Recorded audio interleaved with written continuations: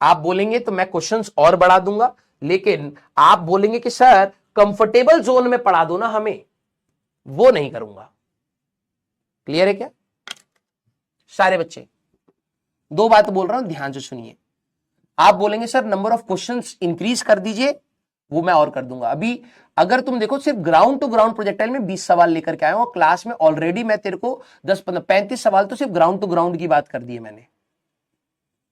ठीक है, अब वो क्वेश्चंस तुम्हारे लिए एक सेट ऑफ, दुनिया के सारे सवाल तो नहीं करवा पाऊंगा, एक सेट ऑफ 35 या 40 क्वेश्चंस है जिससे तू कहीं ना कहीं यूज करके कंसेप्ट और सवाल निपटा सकता है।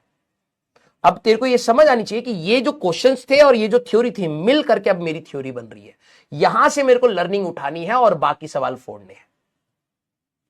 यस, हाँ मैंने असाइनमेंट के लिए बोला है क्योंकि मुझे पता है यू नीड प्रैक्टिस, तो असाइनमेंट के लिए मैंने बोला है असाइनमेंट मैं आपको दूंगा। एक बार प्रोजेक्टाइल खत्म होगा तो मैं आपको असाइनमेंट दूंगा। क्लियर? यस। हाँ, लेकिन देखो बेटा सभी टीचर्स का पढ़ाना अलग अलग होता है, मैं किसी को वैसा नहीं बोलूंगा, लेकिन मैं कह रहा हूं कि मेरे क्लास में थोड़ा सा अनकंफर्टेबल सिचुएशन रहेगी, but believe me if you are ready to be uncomfortable you will learn.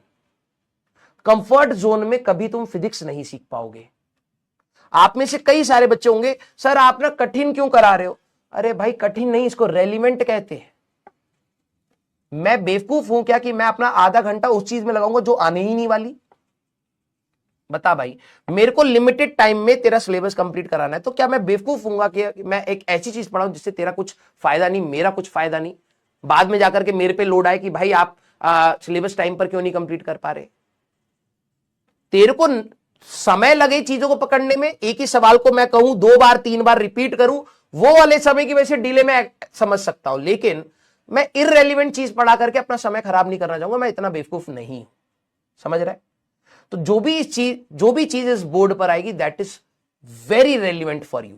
हर एक सवाल आपके लिए लर्निंग होगा, आपको सीखने के लिए नजरिया देगा कि यार ये गलती नहीं करनी है, यहां पर ये चीज बताई थी सर ने, ये चीज अप्लाई करनी है। प्लीज आप अपनी फिजिक्स में मेहनत इंक्रीज करिए। आप में से 40-50% बच्चे रिवाइज नहीं कर रहे हैं। आपको ये लगता है कि आप इतनी सारी इंफॉर्मेशन दिमाग में रिटेन कर ले जाएंगे? 6 महीने बाद बैक टू स्क्वायर वन हो जाओगे अगर आप रिवाइज नहीं कर रहे। जीरो। आपको ऐसा फील होगा यार प्रोजेक्टाइल उस समय तो पढ़ा था अब नहीं याद आ रहा है। क्यों याद नहीं आ रहा? क्योंकि तूने उस समय रिवाइज नहीं करा। तू रिवाइज करता रहेगा, you will always feel confident कि हाँ यार एटलीस्ट रिवीजन हो रखी है, फॉर्मूले याद है, थोड़ी बहुत एनालिसिस याद है, प्रैक्टिस करूंगा वापस आ जाऊंगा।